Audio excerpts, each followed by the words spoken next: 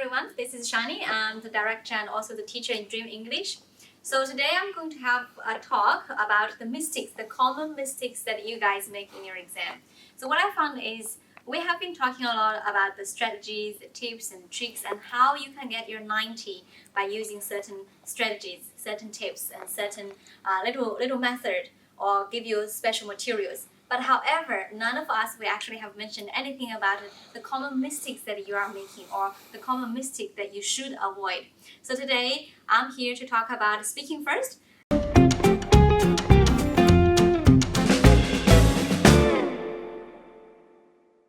Before the speaking start, you have something called check your headset. So when you put your headset on, I believe a lot of you guys started to do this. Testing, 1, 2, 3. Testing, 1, 2, 3. Testing, 1, 2, 3. So what did you test it? And do you know the purpose of testing your headphone? Why you do that testing? Testing the headphone is not only about the sound, the volume. At the same time, it's about your fluency, it's about your pronunciation. There's a very important thing that you need to test is during the testing session, you need to test if you are someone create air sound. Now, what is this air sound? Air sound is something that when you say p or b or t, you have this really strong sound, like the given presentation. So you have every p or t sound, you create air sound. This air sound, yes, will influence your speaking fluency. Apart from this session, what other mistakes you made is after your testing, you feel like, okay, my sound is good, my volume is good, my fluency and everything is pretty good, it's perfect. And then you go to your next session. Your next session is called Self-Introduction. I bet 100% of you are thinking, yeah, you know what, why would I spend too much time on this self-introduction? Because it's not important at the end of the day. And so a lot of you guys did this. Hi, my name is Peter and I'm here to give my PTE exam today. I need my PTE marks for my permanent residency, so I'm here to give my PTE marks today.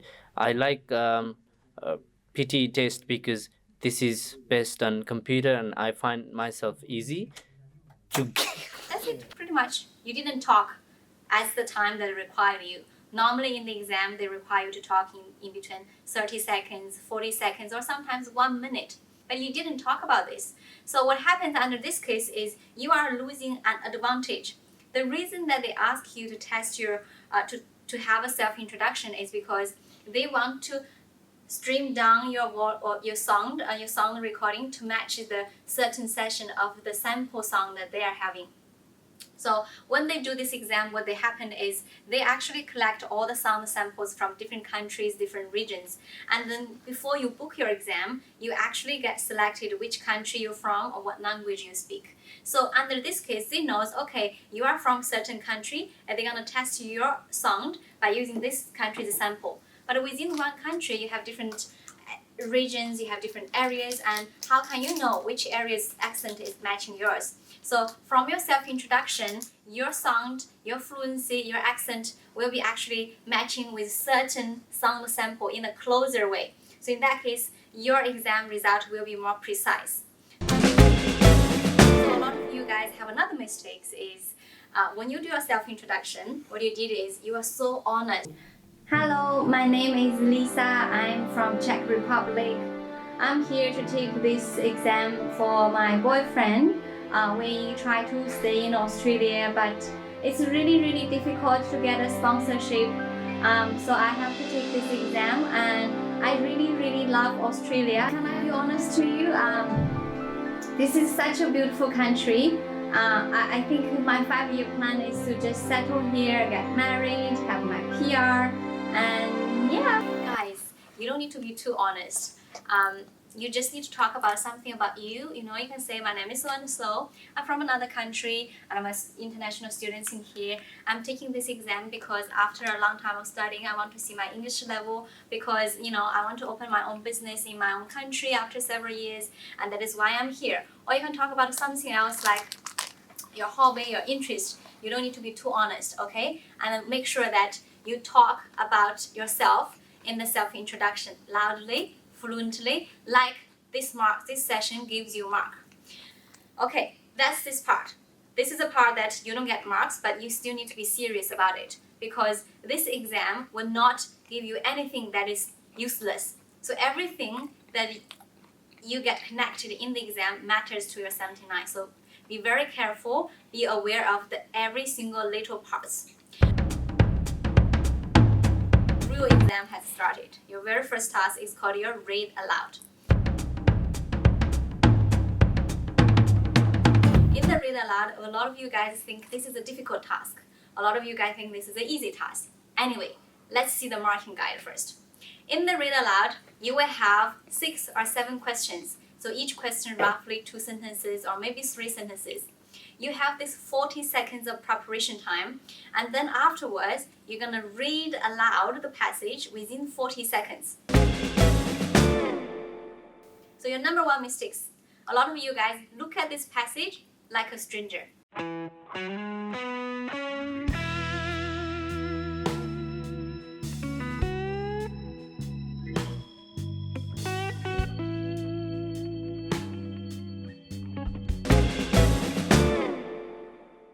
Mistakes. Okay, you start to read.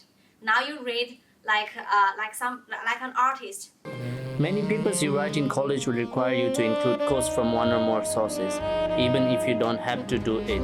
Integrating the few quotes into your writing can add life and pursuits. Start to read with your intonation ups and down, with your pauses, every single word. Please, you don't need to.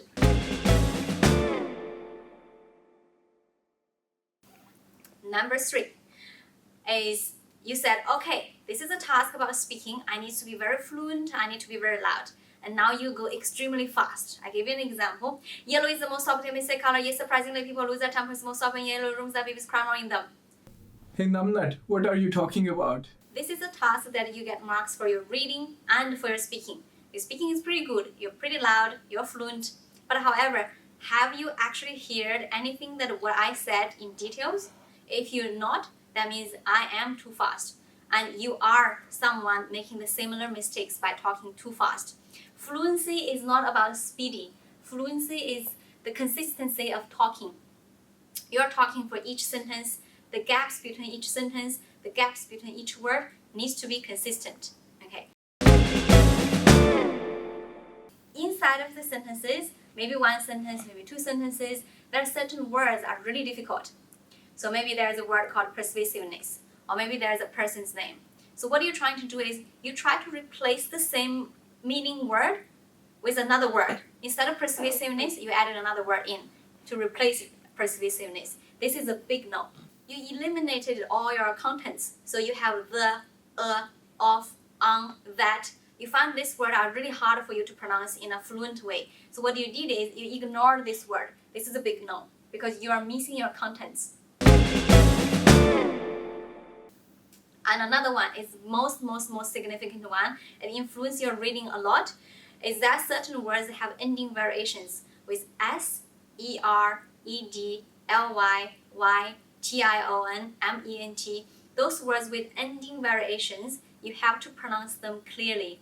A lot of you guys, because you talk in a fast pace, you actually eat those ending words. So under this case, you are not getting your reading marks. And that is why your speaking is good, but you're somehow not getting your reading mark or you're missing your reading mark in 1 mark or 2 marks. Once you have picked a general topic for your paper, you need to come up with a thesis. Your thesis is the main and focal point of your paper.